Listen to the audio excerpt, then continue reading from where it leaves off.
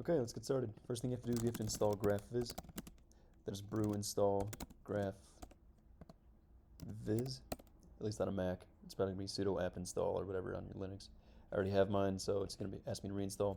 This installs a program for you called Dot. This is the version that I'm using of Dot. Now, in order to create these graphs, we have to actually make Dot files. Let's go ahead and make one of those files.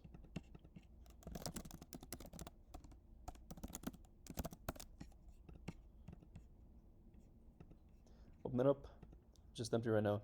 Now we have to declare a graph. I'm going to declare this as a digraph, meaning that it is a directed graph, right? Digraph, name it G. I'll say node A, it points to B and C, and then with a semicolon,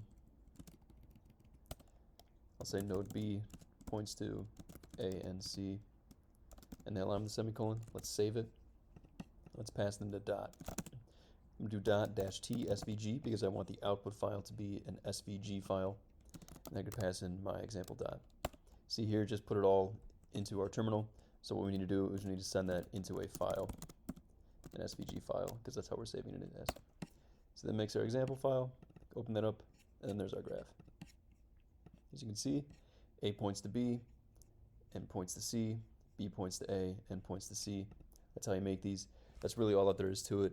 I'll add some links in the description to go over some more details on how to make, colorful graphs or some different types of graphs and for more command line options. That's really about it. Have fun.